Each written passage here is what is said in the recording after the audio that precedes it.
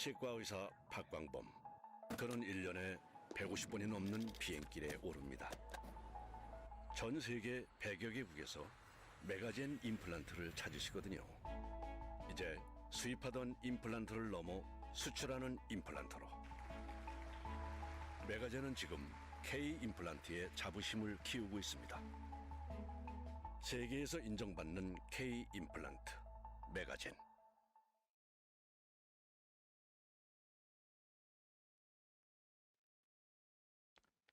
안녕하십니까. 혈치과 원장 박정철입니다.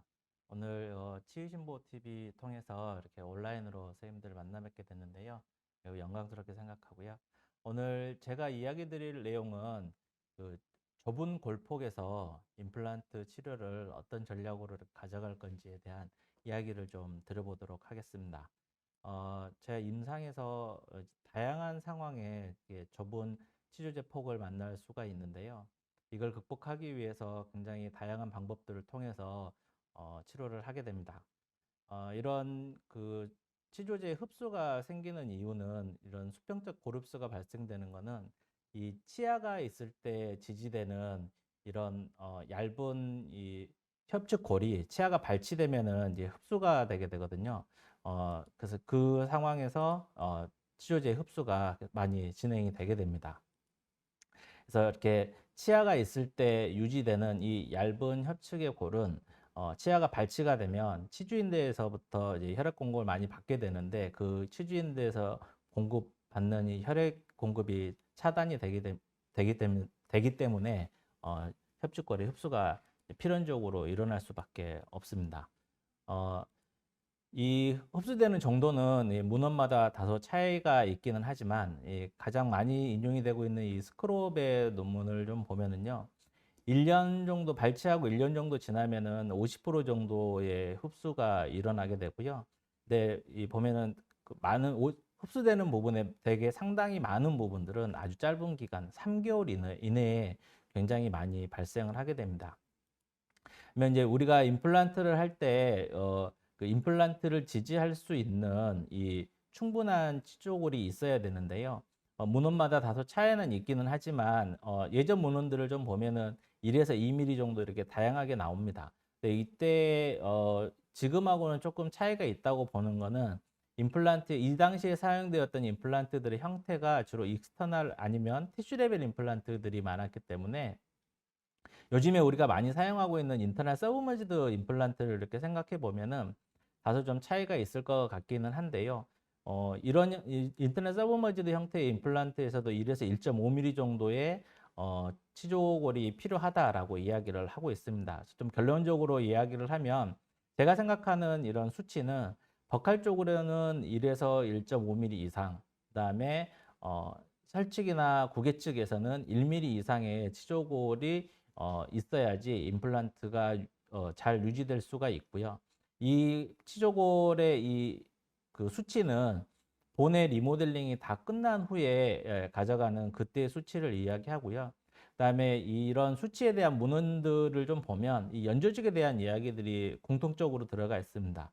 이 뼈를 지켜줄 수 있는 충분한 이 연조직들이 있는 경우에 그 경우를 기준으로 해서 버칼과 구개측이나 링구알 쪽에 이런 뼈의 수치들이 의미가 있다라고 이야기를 하고 있습니다. 그러면 이제 이런 임플란트를 지지하기 위한 우리는 뼈를 만들어야 되는데 그게 없는 경우에는 그러면 이 좁은 골폭에서는 어떻게 치조골을 확보를 해야 되는가에 대해 고민을 하게 됩니다. 우리가 기존에 이제 써왔던 방법들은 대개 이제 GBR, 그다음에 뭐 리치 스플릿 이런 방법들을 많이 사용을 해왔었는데요. 간단하게 이거 좀 살펴보도록 하겠습니다. 먼저 리치 스플리팅 하는 방법인데요. 리치 스플리팅은 저는 좀 적응증을 보고해야 할 필요가 있다라고 생각합니다. 먼저 수직적인 골 흡수가 없는 경우가 좋은데요. 수직적 골 결손이 있는 경우는 GBR을 동반해서 치료를 해야 되는 경우이기 때문에 같이 GBR을 동반해서 치료하는 게 좀 더 효과적일 거라고 생각을 하고요. 그다음에 두 번째는 치조골에 이렇게 함몰부가 없는 부분이 훨씬 더 유리합니다. 예, 치조골에 함몰부가 있는 경우에는 스플리팅하는 이 과정에 있어서 파절이 나타날 수 있는 경우들이 많이 있고요. 그다음에 기저부 쪽이 좀 넓은 게 유리한데요. 기저부가 좁게 되면은 여기도 마찬가지로 스플리팅 하는 동안에 파절이 일어날 가능성이 굉장히 높습니다. 그다음에 세 번째는 이 악궁과의 관계도 좀 봐야 할 필요가 있습니다. 이 악궁에 부조화가 있게 되면은 이렇게 스플린팅을 했을 때 임플란트의 위치가 대합체와의 관계가 좋지 않기 때문에 보철물 제작하는 데 어려움이 있을 수 있습니다. 그래서 이렇게 악궁과의 관계가 좀 유리한 경우, 보철물을 제작하는 데 대합체와의 관계가 좋게 만들 수 있는 이런 경우에 있어서 훨씬 유리하다고 생각이 되고요. 그다음에 이제 하치조 신경이 이렇게 가까이 있는 경우, 그다음에 뭐 상악동이 가까이 있는 경우, 이런 경우에 해부학적 구조물들의 제한적인 요소들이 있는 경우에 있어서는 물론 뭐 잘 하시는 분들도 계시긴 하지만 리스크가 있기 때문에 이런 경우에는 리스트 스플리트가 좀 어려울 수가 있습니다. 그다음에 다섯 번째는 해면골이 좀 있어야 될 필요가 있습니다. 이렇게 좁은 골폭을 가진 경우에 이렇게 피질골이 두껍게 있는 경우들을 많이 보게 됩니다. 이런 경우에는 이제 잘 벌어지지도 않고 뼈가, 그다음에 스프린팅 하는 과정에 있어서 파절될 우려도 있기 때문에 피질골이 너무 두껍지 않는 그런 상황에서 좀 더 유리하게 적용할 수가 있을 것 같습니다. 그다음에 리치 스플린트 하면서 또 주의해야 될 내용들도 좀 있는데요. 첫 번째는 이 협측 골판의 파절입니다. 이거는 문헌에서 제가 이제 가져온 건데요. 이렇게 협측 골판이 파절이 되는 상황들이 생기는데요. 이렇게 되면은 뭐 와이어나 아니면 미니 플레이트 등을 이용을 해서 고정을 해야 될 필요가 있습니다. 이런 파절이 생기면 수술이 엄청 많이 힘들어지겠죠. 특히 이제 치아하고 치아 사이에 있는 이런 경우에 있어서는 이런 버티칼 오스테오토미를 해 주어야 해쪽 골판이 파절 없이 잘 벌어질 수가 있습니다. 그래서 이렇게 오른쪽처럼 후방 유리단인 경우가 이 수직절개 없이 스플린타이가 좀 편리한 부분이 있어서 후방 유리단 쪽이 치아 사이인 경우보다는 좀 더 리치 스플릿 하는 게 더 편리한 것 같습니다. 그다음에 스플린트를 해도 협측 골판의 두께가 이렇게 얇은 경우에 있어서는 본이 리모델링 되는 이런 과정에 있어서 협측 골판에 흡수가 발생하게 됩니다. 그래서 이런 상황들을 예방하기 위해서는 이종고를 이용한 협측골 이식을 해주는 게 볼륨을 유지하는 데 있어서 도움이 됩니다. 이렇게 시간이 지나도 협측에 이렇게 볼륨이 유지될 수 있는 것들 확인할 수가 있습니다. 다음은 임플란트 이제 수직적인 위치가 되겠는데요. 리치 스플린트를 하게 되면 이렇게 협측 골판이 이렇게 파절이 되는 경우도 있고요. 그다음에 대개 이런 경우에는 연조직의 두께가 얇은 경우가 많습니다. 그래서 임플란트를 조금 깊게 식립하는 게 유리합니다. 그래서 저 같은 경우는 이렇게 2mm 두께 커버 스크류가 이렇게 본 크레스트보다 하방으로 올 수 있게 하는 위치에다가 임플란트를 심게 되는데요. 이런 수직적인 위치를 조금 깊게 심어줘야 되는 경우에 있어서는 여러분 조금 고민을 하셔야 되는 게 요즘에 이제 회사들마다 리치 스플리트 하는 전용 드릴들이 나와서 이렇게 사용을 할 수가 있는데요. 그 드릴의 길이하고 픽스처의 길이를 좀 잘 매칭을 하셔야 됩니다. 이 드릴의 길이가 10mm인데 10mm 임플란트를 식립을 하게 되면 이렇게 임플란트를 깊게 식립하는데 어려움이 발생합니다. 그래서 임플란트를 좀 더 짧은 거를 사용한다든지 아니면 좀 더 긴 드릴을 사용을 한다든지 그런 걸 좀 고민을 하셔야 되고, 긴 드릴을 사용하게 되는 경우에 있어서는 특히 하악 같은 경우에 하치조 신경과의 거리에 있어서 잘 주의하셔서 이렇게 치료를 하셔야 될 것 수술을 하셔야 될 것 같습니다. 그래서 사진을 보면 이렇게 2mm 커버 스크류가 본 크레스트보다 이렇게 위쪽으로 올라오지 않게 이렇게 임플란트를 식립을 하셔야 나중에 리모델링이 되어도 임플란트의 포지션이 나쁘지 않게 유지가 될 수가 있습니다. 다음은 이제 GBR을 하는 경우가 되겠는데요.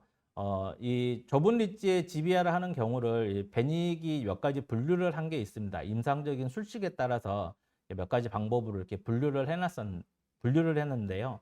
이 그 흡수된 정도에 따라서 이렇게 그 협측 골판의 두께만 임플란트를 식립하는데 문제는 없지만 협측 골판의 두께가 좀 얇아서 이렇게 컨투어 오그멘테이션이 필요한 경우.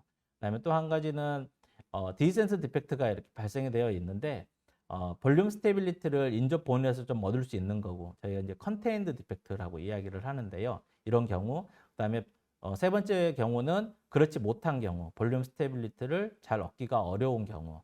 그다음에 네 번째는 디펙트가 너무 심해서 임플란트를 바로 식립하기가 어려워서 사이트 디벨롭먼트를 해줘야 되는 그런 경우들로 이렇게 네 가지로 나눠서 이제 이야기를 하고 있습니다. 그래서 그 경우들을 조금 보면은요, 이렇게 버칼 쪽에 임플란트는 치조골 폭 안에 충분히 들어가져 있지만 여기는 35번은 버칼, 36번은 링구알 쪽 보면은 본의 두께가 좀 얇습니다. 이런 경우에 있어서는 임플란트는 이미 그 치조골 폭 안에 들어와 있기 때문에 리제너레이션보다는 볼륨 스테빌리티에 도움이 되는 이종골들을 사용하시는 게 도움이 될 것 같습니다.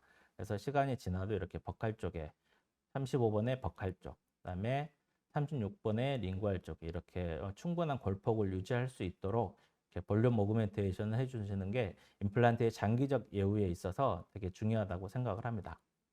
다음은 이제 디센스 디펙트가 발생을 했는데 볼륨 스테빌리티를 인접본에서 얻을 수 있는 경우입니다.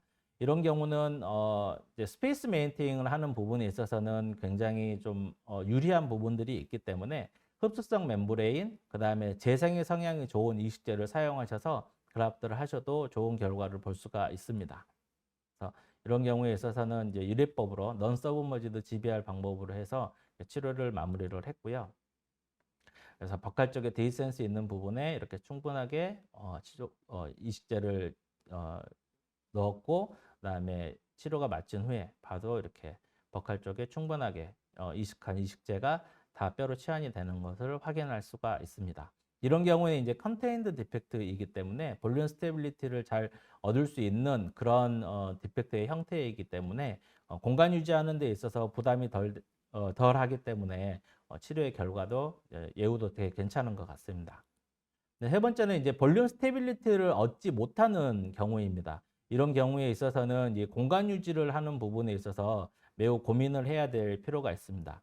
이 증례는 이제 ISRPD를 하기 위해서 그 지대치 목적으로 임플란트를 식립한 경우인데요. 이렇게 픽스처에 디센스 디펙트가 발생을 했습니다. 이런 경우에는 비흡수성 차폐막을 사용을 하는 게 이제 우선 고민할 수 있는 방법이기는 할 텐데요. 이 증례에서는 임시치아를 덴처를 사용을 해야 했었기 때문에 비흡수성을 쓰는 게 혹시 창상 열개가 발생하지 않을까 하는 그런 부담이 되어서 흡수성 차폐막을 선택을 했습니다. 그래서 이스트반 어반이 이야기했던 이런 소세지 테크닉을 이용해서 이종골 이식제를 굉장히 이렇게 빵빵하게, 그다음에 샌드위치 테크닉으로 사용을 하셔도 됩니다. 이종골 이식제를 최대한 빵빵하게 넣고 멤브레인을 본텍 등으로 확실하게 잘 고정을 해서 이제 봉합을 했었고요. 그리고 나서 5개월 후에 리엔트리 했을 때 보면은 디펙트가 있었던 임플란트 표면이 잘 회복되어 있는 것을 확인할 수가 있습니다. 나중에 이제 CT 상에서 봤을 때도 13번 부위, 그다음에 14번 부위에도 협축골이 충분히 잘 회복된 것을 확인할 수가 있습니다. 다음은 이제 비흡수성을 사용한 증례인데요. 이렇게 35번 부위에 버칼의 디센스 디펙트가 발생을 했습니다. 이 경우는 임플란트 주변에 발생되어 있는 디센스 디펙트의 폭이 이렇게 뎁스 깊이보다도 훨씬 더 넓기 때문에 이런 경우에 있어서 임플란트는 본 컨투어 안에 들어와 있다고 하더라도 이 공간을 유지하는 부분에 있어서 생각보다 만만치가 않습니다. 그래서 이런 경우에는 비흡수성 차폐막을 사용을 해서 공간 유지를 했었던 증례입니다. 이렇게 프리폼드 되어 있는 티타늄 멤브레인을 이용을 해서 이식제는 사용하기 편리한 콜라겐이 들어있는 이종골 이식제를 사용을 했습니다. 그다음에 이식제가 잘 도망가지 않기 때문에 이런 티타늄 멤브레인을 적용하는데도 굉장히 편리한 부분들이 있고요. 그다음에 프리폼드 되어 있는 티타늄 멤브레인을 사용을 하면 저희가 따로 이렇게 작도를 하는 그런 어려움이 없기 때문에 굉장히 좀 편리하게 사용을 할 수 있습니다. 그래서 이런 티타늄 멤브레인을 이용을 해서 공간 유지를 했었고요. 그러고 나서 5개월 정도 지나서 이렇게 열어봤을 때 디센스가 있었던 버칼 쪽 부위에 충분하게 볼륨이 회복되어 있는 것을 확인할 수가 있습니다. CT상에서도 이렇게 보시면은 버칼 쪽에 디펙트 있는 부분들이 굉장히 다 잘 회복되어 있는 것을 확인하실 수가 있습니다. 다음은 이제 임플란트를 같이 심을 수 없을 정도로 이제 디펙트가 있는 경우에 그때는 사이트 데벨롭먼트를 해줘야 되는데요. 이 경우에 있어서는 이제 하악 전치 부위에 굉장히 본이 얇게 흡수가 되어 있고, 그다음에 그 인접 부위에는 버티컬 리접션도 같이 동반이 되어 있었습니다. 그래서 이런 경우에는 굉장히 이 광범위하고 적극적인 GBR을 해야 되고요. 그다음에 공간 유지를 어떻게 해야 될지에 대해서 굉장히 좀 고민을 해야 됩니다. 그래서 블록본을 이용한 공간 유지하고, 그다음에 여기에 티타늄 매트릭스를 같이 사용을 해서 공간 유지를 했습니다. 공간 유지는 블록본하고 티타늄 매트릭스가 하는 거고요. 그다음에 그 나머지 비어 있는 부분들은 파티클 본하고 콜라겐 블럭들을 이용해서 같이 그라프트를 했고요. 공간 유지는 이제 따로 이렇게 블럭이나 티타늄 매트릭스가 하기 때문에 멤브레인은 이제 그 상피세포가 들어오는 거, 셀 오클루시브니스의 역할만 해주면 되기 때문에 비흡 비흡수성 멤브레인을 사용을 하지는 않고 흡수성 멤브레인으로 이렇게 사용을 하게 되었고요. 네, 이런 이제 광범위한 GBR을 하게 되면 환자분들이 부종도 많이 생기고 이런 피하출혈도 발생을 하게 됩니다. 이런 걸 막기 위해서 이제 뭐 스테로이드도 처방하고 그다음에 국소적 주사도 놓고 이런 거를 하지만은 환자분들이 이제 이런 상황들을 경험을 하게 되죠. 미리 발생하고 난 다음에 이야기했을 때는 변명이 되는 거고요. 이런 상황들을 미리 수술 전에 환자분들한테 고지를 하고 수술하실 필요가 있는 것 같습니다. 이번 한 6개월 정도 지나서 이제 리엔트리를 했었는데요. 이렇게 보면은 뭐 아주 완벽하게 다 회복되어 있는 건 아니지만 이제는 충분하게 임플란트는 식립할 수 있는 정도의 치조골 폭이 이제 확보되었기 때문에 임플란트를 식립을 할 수가 있었습니다. 그래서 이제 지금까지 우리가 좁은 치조골 폭을 만났을 때 일반적으로 우리가 이제 치료를 기존에 해왔던 그런 방법들에 대해서 이야기를 좀 드렸는데요. 뭐 선생님들은 이런 치료가 어떠신지 잘 모르겠습니다. 근데 저는 이런 수술을 계속 해오고 있기는 하지만 할 때마다 항상 어렵고 긴장되고 좀 더 쉬운 방법이 없을까 하는 그런 고민들을 하게 되었습니다.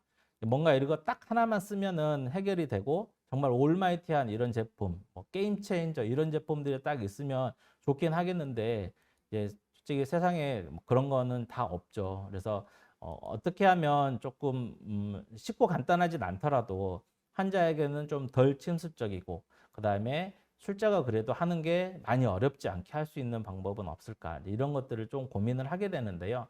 그래서 제가 지금 임상에 적용하고 있는 방법은 이런 세 가지 방법들을 적용을 하고 있는데요. 이 방법들에 대해서 잠깐 설명을 드리도록 하겠습니다.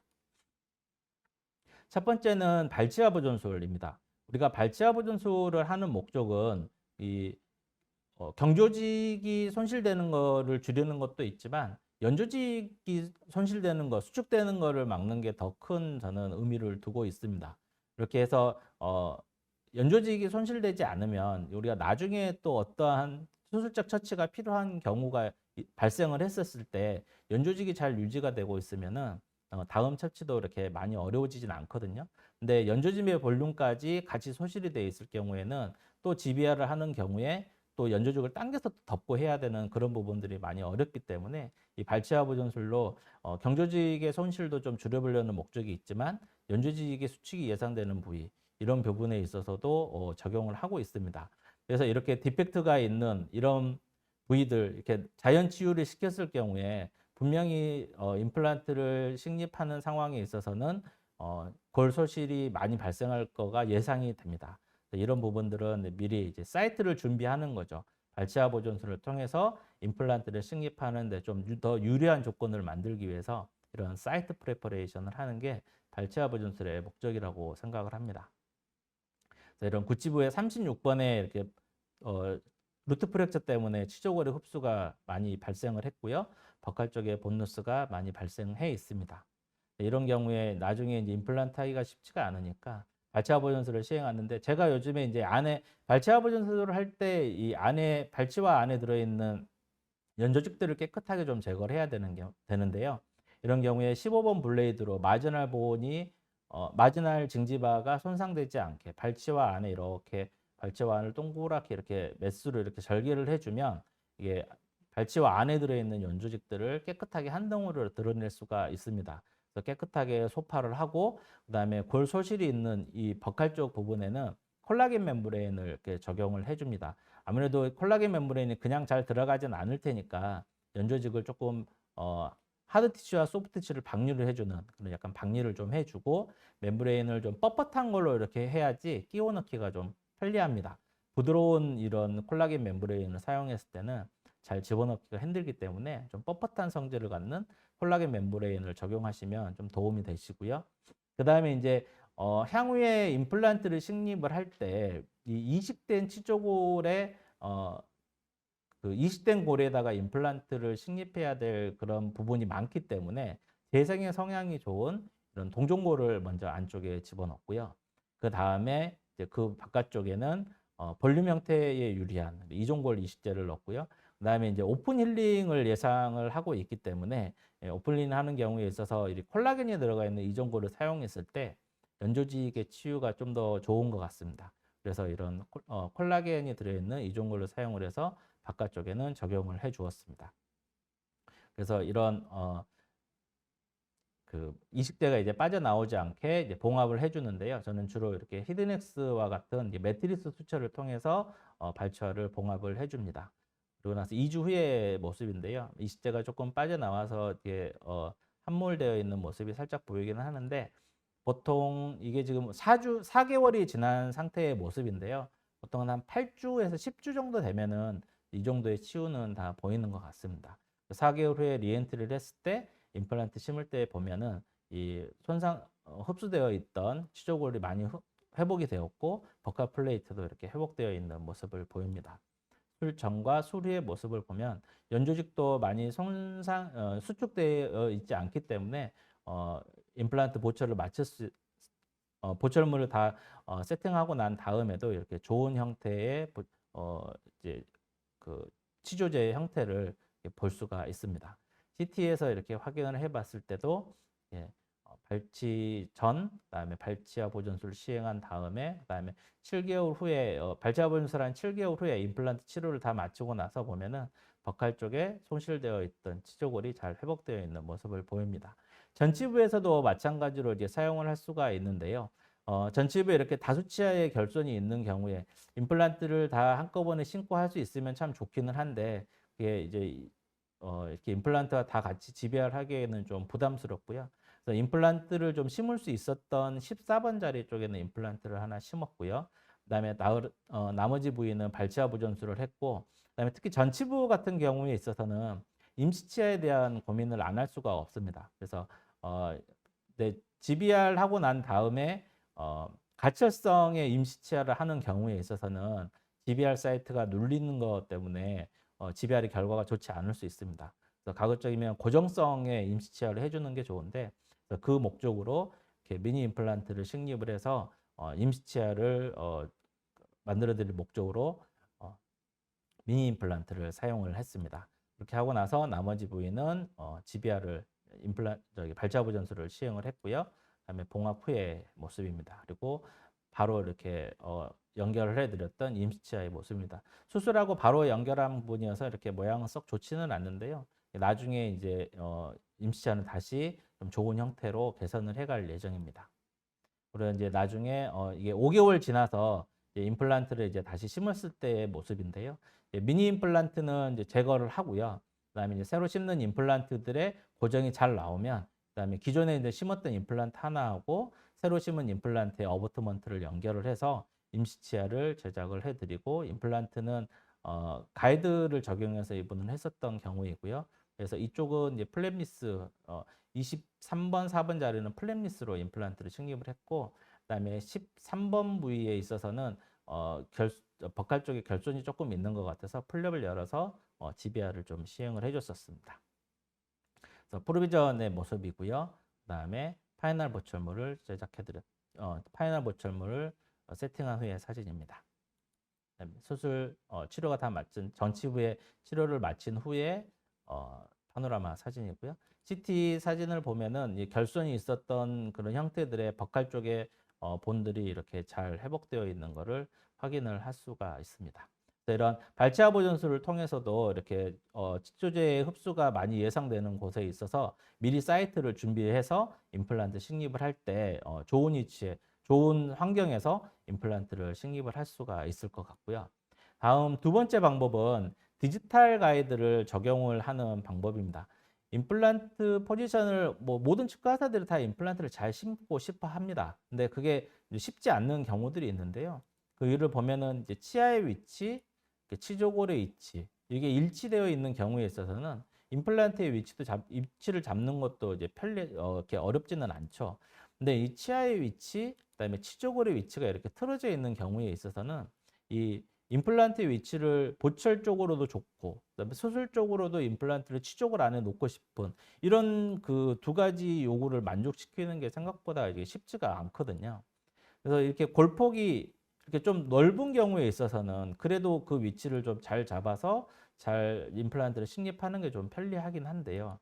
이렇게 치조골폭이 좀 좁은 경우에 있어서는 이 위치로와 이 방향으로 이렇게 임플란트를 식립을 해줘야 되는데 이거하고 살짝만 틀어져도 나중에 이렇게 버칼 쪽에 우리가 원하는 이 1.5mm, 2mm 이상의 치조골포를 확보하는 게 생각보다 쉽지가 않습니다. 그래서 이 좁은 골폭에 있어서는 임플란트의 위치가 굉장히 이제 치명적으로 작용을 할 수 있습니다. 그리고 이런 좁은 골폭에서는 우리가 GBR을 하는 경우들이 되게 많은데요.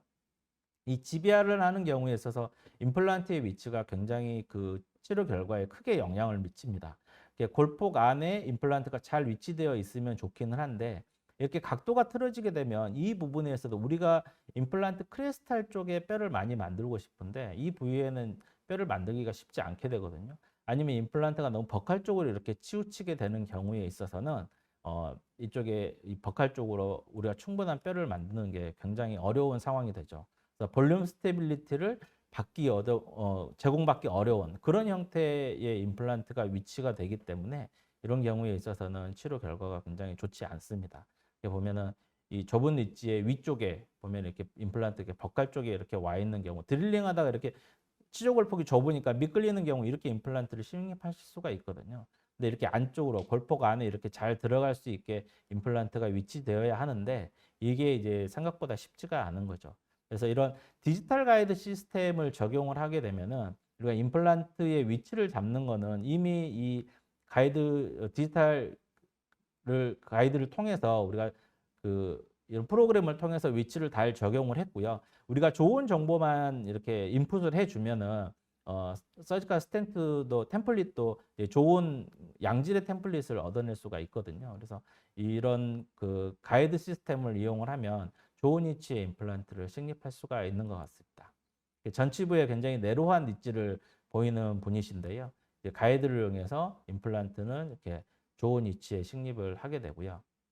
그러면 이렇게 임플란트의 포지션이 좋아지면은 이런 GBR을 통해서 이렇게 하는 치료들의 결과가 좀 만족스러운 결과를 볼 수가 있습니다. 이렇게 버칼 쪽에도 충분한 치조골폭을 확인할 수가 있고요.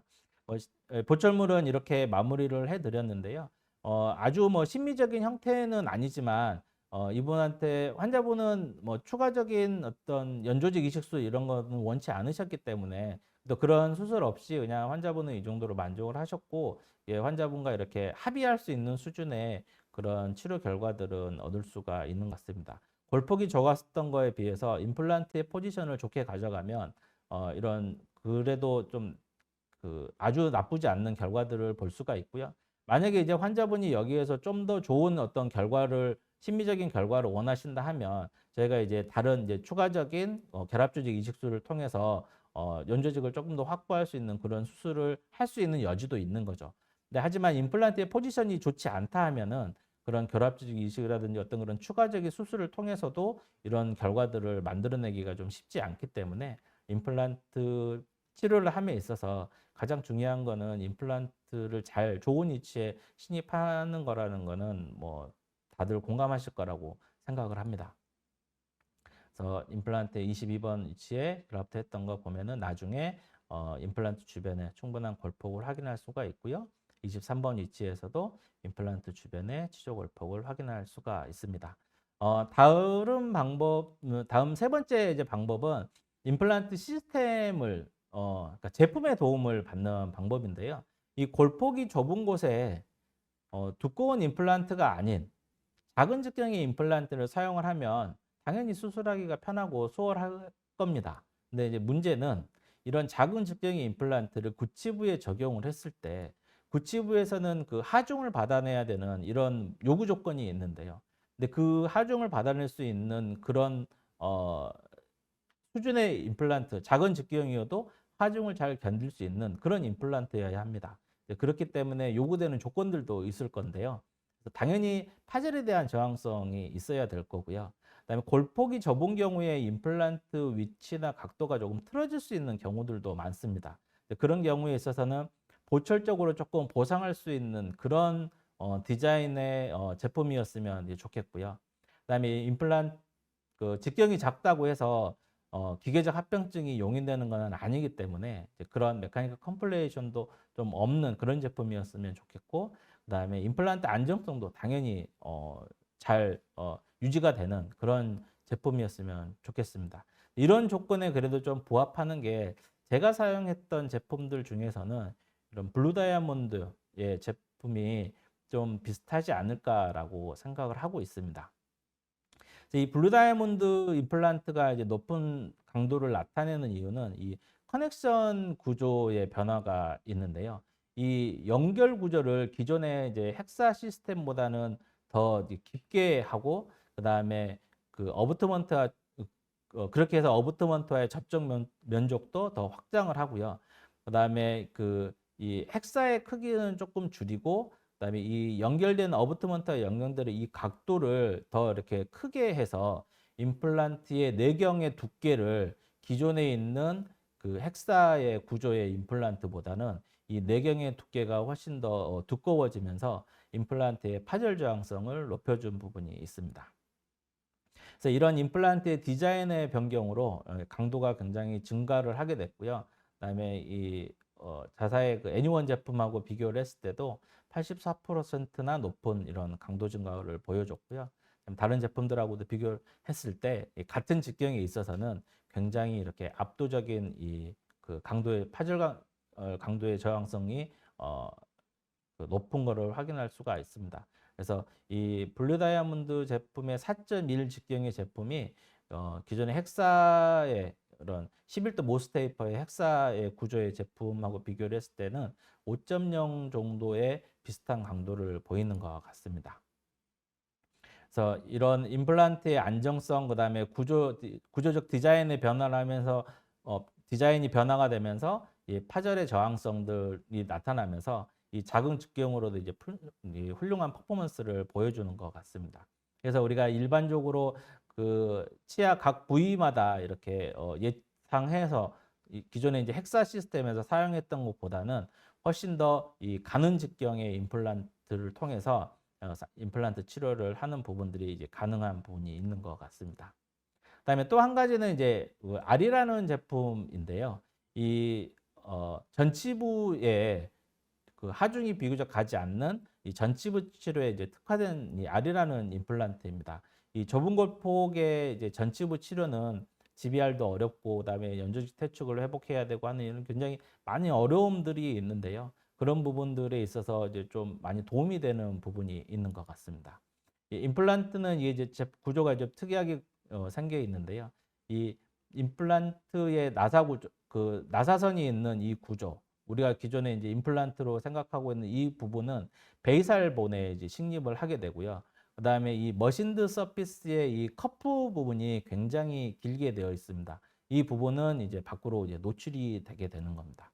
그래서 그다음에 어부트먼트와 연결되는 모양은 이 엑스콘이라는 이제 구조인데요. 우리가 그냥 쉽게 생각해서 예전에 사용을 했던 익스터널 그런 제품이라고 생각하시면 될 것 같습니다.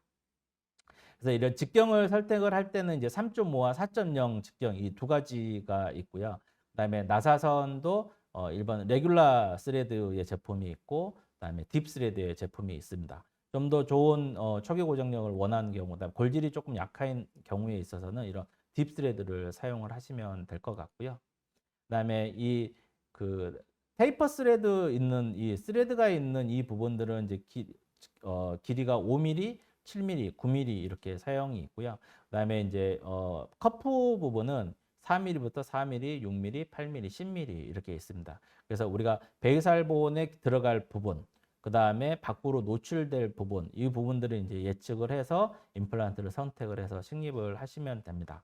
이런 제품을 사용해서 우리가 좀 도움을 받는 부분들은 직리를 보시면 조금 더 이해를 하시는데 도움이 되실 것 같아서 직리를 좀 보면서 이야기를 좀 드려보도록 하겠습니다.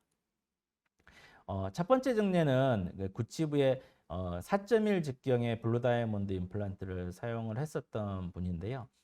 이분은 이제 그 심장 질환, 심혈관 질환 때문에 스텐트 삽입술을 하셨고, 예방적 항생제를 드신 다음에 임플란트 수술을 하셔야 되는 분입니다.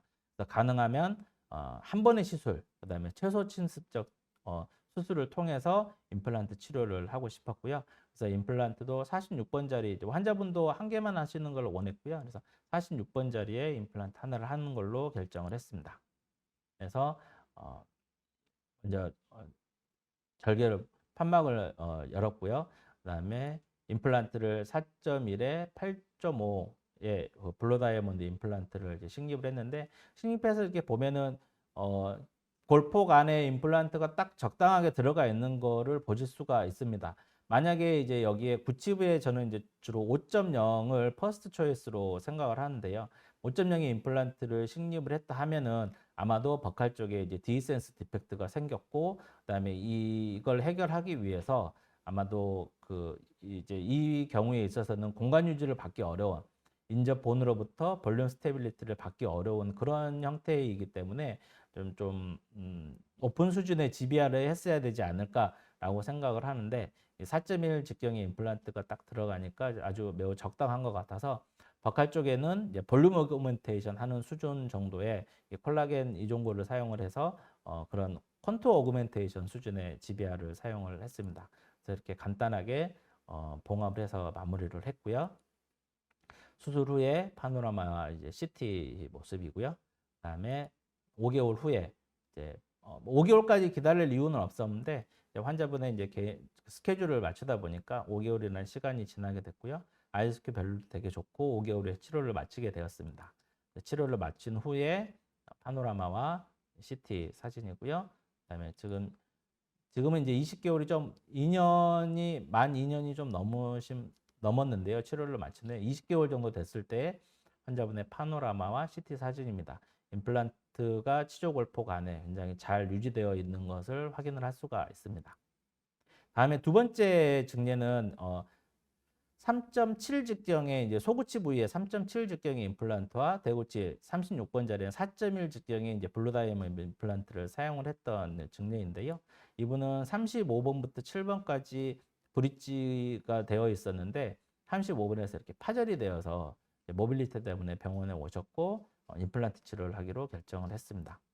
37번 임플란트 치아는 37번 치아는 괜찮아서 그대로 이렇게 유지를 했고요. 비용 때문에 크라운은 다시 하진 않고 이제 6번 디스탈, 7번 메지알 쪽에서 커팅해서 그냥 유지해서 쓰시는 걸로 했고요. 그다음에 35번은 발치하면서 바로 식립을 하기로 했고 36번 판액이 있던 자리는 임플란트를 식립을 하는 걸로 했습니다. 그래서 35번 치아를 이제 발치를 했고요. 그다음에 35번 자리에는 3.7 직경의 10mm 임플란트. 원래 치아가 있었던 위치가 34번보다 이제 원심 쪽, 디스탈 쪽으로 가 있어서 이 위치에 임플란트가 들어갈 경우에는 푸드 인펙션이라든지 보철물 형태가 좀 좋지 않을 것 같아서 34번 자리에 좀 붙여서 임플란트를 식립을 하였습니다. 그러다 보니까 이제 초기 고정력이 조금 낮아진 부분이 있었고요. 36번 자리에는 4.1 직경의 임플란트를 식립을 하니까 아주 딱 맞았고, 그다음에 이 버칼 쪽에 디센스 디펙트가 생기지는 않았고, 만약에 이거보다 더 큰 직경의 임플란트를 사용을 했다 하면은 디센스 디펙트가 발생을 했을 거고, 그다음에 아마도 또 높은 수준의 GBR을 했어야 됐을 텐데 이 경우에 있어서도 컨투어 오그멘테이션 하는 수준의 GBR을 하는 걸로 결정을 했습니다. 그래서 이종골과 콜라겐 멤브레인을 이용을 해서 non-submerged 형태의 GBR을 시행을 했습니다. 그래서 35번 자리는 이제 초기 고정이 좀 좋지 않아서 스테이지 서저리를 하기로 투 스테이지 2회법의 이제 수술 방법을 선택을 했고요. 36번은 이래법의 수술 방법을 이용해서 수술을 했습니다. 수술 이후에 파노라마 사진이고요. CT의 모습입니다. 35번 자리도 그렇지만 36번 자리도 보시면은 이거보다 더 큰 직경이 들어갔을 경우에 있어서는 아마도 이제 버칼 쪽에 디센스 디펙트가 발생했을 거라고 이제 생각이 되고요. 2주 후에 봉합사를 제거한 후의 모습이고, 그다음에 3개월 후에 35번은 2차 수술을 했고, 그다음에 임프레션을 인상 체득을 하는 걸로 했습니다. 그러고 나서 수루 4개월째에 최종 보철물을 장착을 해드렸었습니다. 수술 후에 최종 보철물을 연결한 이후에 측은단 사진이고요. CT 사진을 보시면은 35번 자리에도 버칼 쪽에 굉장히 좋은 충분한 치조골폭을 확인할 수가 있고요. 36번도 굉장히 충분한 치조골폭을 확인할 수가 있습니다. 그래서 좁은 골폭에서 작은 직경의 임플란트를 사용하는 경우에 있어서는 GBR을 하게 되더라도 그 수준을 조금 더 낮춰서 할 수 있는 그런 기회들을 가질 수가 있는 것 같습니다. 다음은 이제 세 번째 증례는 상악 구치부에 4.4 직경의 임플란트를 사용을 했는데요. 4.1 직경을 사용할 수도 있었을 텐데 이제 이 당시에 제가 수술할 때 이제 생각을 했던 게 이분은 이제 상악동도 좀 거상을 해야 되고 그래서 4.1 보다는 4.4 임플란트를 사용하는 게 좀 적당할 거라고 생각을 해서, 그다음에 상악의 골질도 이렇게 상대적으로 하악보다는 좀 낮기 때문에 4.4 직경의 임플란트를 이제 사용을 했었는데요. 수술 전에 이제 구강내의 모습이고요. 플랩을 열고 나서 보면 굉장히 이렇게 좁은 치조골 폭을 보이게 됩니다. 그래서 그 덴샤바를 사용을 해서 이제 상악동 거상도 좀 해야 되기 때문에 상악동 크레스탈 어프로치를 하기로 했었고요. 그래서 덴샤바를 사용을 해서 이 치조 골폭을 조금 넓히는, 본을 익스펜전하는 그런 드릴링을 시행을 하고, 그다음에 사이너스도 크레스탈 어프로치를 통해서 상악동 거상도 시행을 했습니다. 임플란트는 4.4 직경에 8.5mm의 임플란트를 이렇게 식립을 하였고요.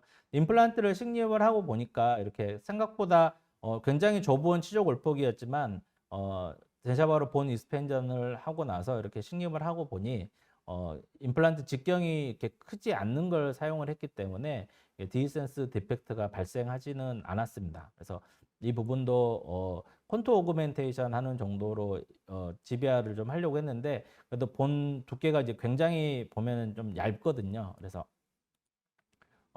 넌서머지도 GBR을 하기는 할 건데, 멤브레인은 좀 본택을 고정을 해서 그 멤브레인 움직임도 좀 최소화하고, 그다음에 사용했던 그라프트 머터리얼은 이종골하고 그다음에 재생의 성향이 좀 좋은 합성골을 이용을 해서 이렇게 그라프트를 시행을 했습니다. 그러고 나서 이제 봉합한 후의 모습이고요. 그다음에 이분은 5개월 정도 지나서 이제 최종 보철물을 완성을 해드렸었습니다. 수술 후에 파노라마 사진이고요. 수술 후에 이제 CT 치료를 마친 후에 CT 사진을 보면은 수술 전에 굉장히 좁은 이 치조골 폭을 가지고 있고요.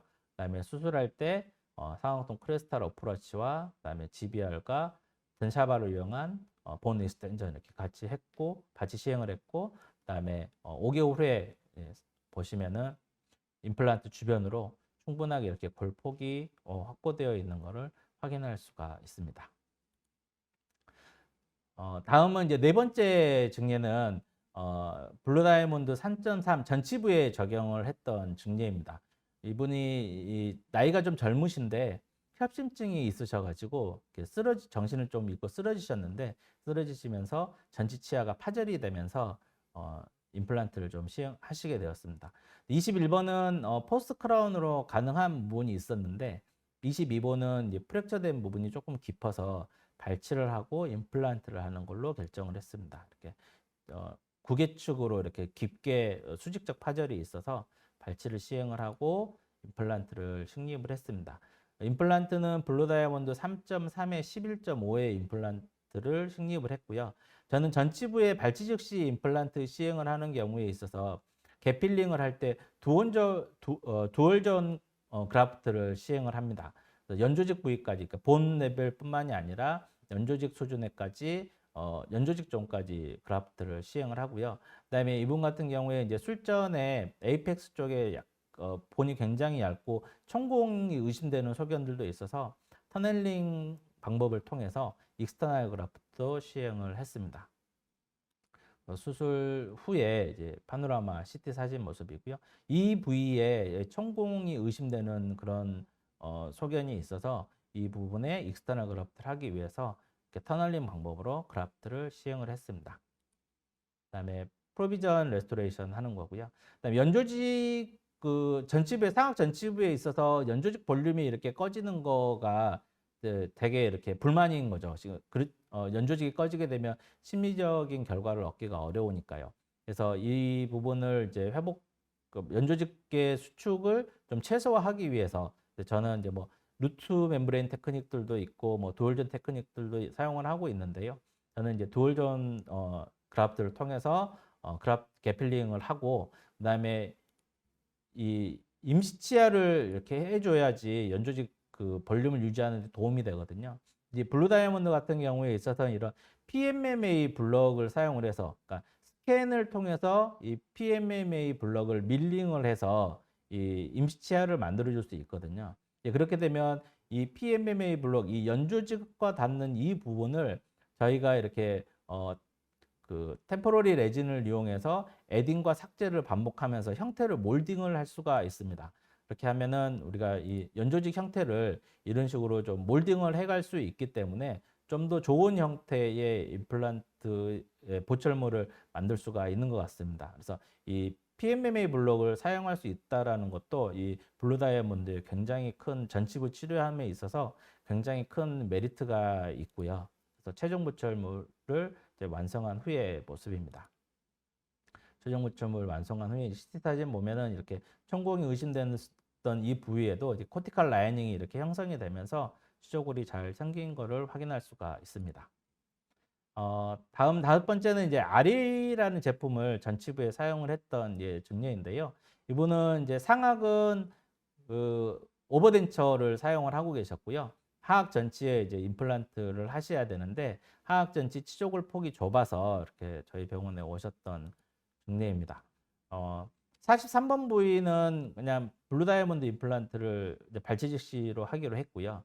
그다음에 이 하악 전치 부위에 있어서는 굉장히 이게 좁은 치조제 때문에 그 임플란트를 식립하는 게 이제 어렵다고 얘기를 듣고 이제 저희 병원 오시게 됐는데, 보면은 배살본은 굉장히 넓게 있습니다. 이 부분에 임플란트를 식립을 하는 거에 있어서는 굉장히 어렵지 않기 때문에 이런 증례에 있어서 아리를 사용하면은 굉장히 좀 힘들지 않게 치료할 수가 있는 것 같습니다. 수술 전에 이제 구강내 모습이고요. 그다음에 43번은 발치하고 플랩을 열었을 때 모습인데요. 하악 전치부를 보면은 굉장히 이렇게 치조골 폭이 이렇게 얇죠. 그래서 이 얇은 부분에 이제 드릴링을 해서 아리 임플란트를 식립을 하는 건데요. 이 드릴링하는 과정을 잠깐 얘기 드리면은 이 아리 임플란트가 베이살본에 들어가는 이 부분의 길이, 그다음에 노출되는 머신드 커프 부분의 길이, 이 부분을 합쳐서 드릴링을 하면 됩니다. 그래서 이 케이스에 제가 사용을 할 제품은 이 제품입니다. 임플란트의 길이는 7mm, 머신드 서피스의 길이는 6mm. 그래서 도합 13mm의 드릴링을 하면 됩니다. 그래서 이 드릴의 눈금을 이렇게 이 굵은 눈금이 13mm와 15mm 이 사이를 연결하는 눈금이거든요. 그래서 이 검정색의 마킹 부분에 하단까지 드릴링을 하면 됩니다. 여기까지 드릴링을 해서 임플란트를 이렇게 식립을 하게 되었습니다. 이분은 이제 드릴링을 하다 보니까 이제 링구알 쪽에서 이렇게 노출이 일어났고요. 버칼 쪽에서는 노출까지는 아니고 비쳐 보이긴 한데 노출까지는 일어나지 않았고요. 이렇게 링구알 쪽에서 이렇게 노출이 일어났습니다. 임플란트는 픽스의 임플란트 길이는 7mm, 셀드가 있는 임플란트 길이는 7mm, 그다음에 커프 길이는 6mm, 직경은 3.5 길이의 아리 임플란트를 사용을 했고요. 임플란트의 식립은 이 보시면은 이 마운트하고 임플란트하고 이렇게 색깔이 다르게 금색과 금속 색깔의 이렇게 경계 부분이 있거든요. 저기까지 이 부분이 크리스탈에 딱 오면 됩니다. 50도를 좀 보시면은 이렇게 마운트 부분하고 머신드 커프 부분 이 부분이 크리스탈 쪽에 오면은 됩니다. 이게 이제 어떻게 보면 익스터널 형태의 모양이기 때문에 우리가 예전에 이제 익스터널 임플란트 식립한다는 그 기분으로 임플란트의 수직적 위치는 결정을 하면 되고요. 그렇게 되면은 이렇게 구강 내에서 봤을 때 이 부분이 플랫폼 부분이 되거든요. 그래서 이 부분이 본 크레스트 정도에 오도록 이렇게 임플란트를 식립해 주면 됩니다.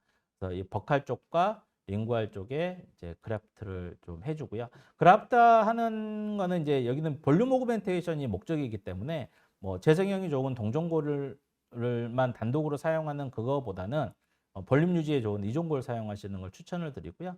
아니면 저는 이제 이렇게 샌드위치 방법을 많이 사용을 합니다. 그래서 그 재생 성향이 좋은 합성골하고 그다음에 이종골을 사용을 해서 이제 그라프트를 했고요. 임시치아를 바로 해야 되기 때문에 템포러리를 이렇게 연결을 해서 흡수성 멤브레인 이용하고 덮어서 이제 마무리를 했었고요.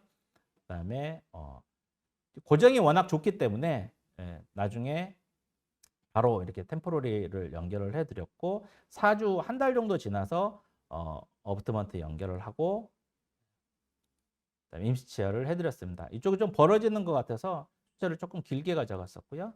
그다음에 최종 고철물을 마무리한 모습입니다. 그래서 아리를 이용해서 좁은 하악 전치부에 이렇게 쉽게 치료를 했고요. 이번에 이제 상악 전치부에 아리를 사용한 경우인데요. 상악이 이제 틀니 쓰시는데 이게 너무 불편해서 이제 임플란트 치료를 원해서 오셨고요. 보면은 공간도 없고 그렇기 때문에 이분 이제 아치 모습이 클래스 3이거든요. 그래서 상악 전치에 좀 강한 하중이 갈 수도 있어서 이제 임플란트 치료를 하는 걸로 결정을 했고, 근데 보면은 굉장히 골폭이 좋습니다. 베이살본은 조금 있기 때문에 이 부분에 임플란트가 들어가고 이 위쪽 부분은 치족을 알베올라 본 부분에서는 이제 머신드 서피스가 노출이 돼서 유지가 되면 되기 때문에 플랩을 열면 굉장히 치료제가 좋고요. 그다음에 이 전치부에 이제 다수 임플란트 하는 경우에는 임플란트의 위치가 굉장히 중요하기 때문에 일단 가이드는 만들었습니다. 가이드대로 수술을 한다라기보다는 임플란트의 좋은 수평적 위치를 위해서 가이드로 이제 마킹을 했고 그 마킹에 맞춰서 임플란트를 이렇게 식립을 했습니다. 워낙 치조제가 얇다 보니까 이게 약간 노출이 되어 있지만 이게 베이살 쪽에서 이렇게 나사선 하나 두개 노출되는 거는 그래프트를 통해서 충분히 잘 지비아를 잘 해줄 수가 있습니다. 그래서 23번 부위 쪽에서는 13번 부위 쪽에서는 7mm하고 커프는 8mm짜리를 했고요. 그다음에 여기는 22번 3번 부위에 있어서는 7mm 스레드 임플란트하고 머신 서피스는 6mm짜리를 연결했습니다. 이식적은 똑같이 재생 성향이 좋은 합성골하고 그다음에 이종골을 같이 해서 그라프트를 했고요. 멤브레인은 흡수성 멤브레인을 사용을 했습니다. 그다음 14번, 15번 부분에는 블루 다이아몬드 임플란트를 식립을 했고요. 치료를 마치고 임시치아를 위해서 템포러리 시린지를 연결을 하고 바로 이제 앞에 3전치, 6전치까지만 템포러리를 해드렸는데 치료 후에 이제 파노라마 사진입니다. 치료 후에 CT 사진이고요. 이분이 이제 앞에 전치로 그냥 모르고 음식을 좀 씹으셨다 합니다. 그래서 템포러리 시린지가 이게 부러졌거든요. 다행히 임플란트 고정이 굉장히 좋았기 때문에 임플란트는 이상이 없고 템포러리 시린지만 부러져서 이거 다 제거를 하고 그냥 커버 스크루를 연결해서 치유를 끝낸 다음에 다시 이제 어부트먼트를 만들고 템포러리를 만들어 드린 상태입니다. 원래는 이제 이번 달 초에 치료가 다 끝났어야 되는데 고철물이 좀 맞지 않아 가지고 템포러리 연결한 부분 사진까지만 가지고 왔습니다. 오늘 이야기 드린 내용을 좀 결론을 이야기 드리도록 하겠습니다. 제가 이제 좁은 치조 골폭을 극복하는 데 있어서 제가 임상에 사용하고 있는 방법에 대해서 이야기를 좀 드렸고요. 세 가지 방법에 대해서 이야기 드렸는데요. 식립 부위를 준비하는 발치아 보존술, 그다음에 좁은 골폭의 임플란트를 잘 식립하기 위한 디지털 가이드 수술, 그다음에 술자의 어려움을 좀 덜어줄 수 있는 좁은 골폭에 적용하기 편리한 임플란트 시스템을 사용하는 이런 방법에 대해서 좀 두서없이 이야기를 드렸습니다.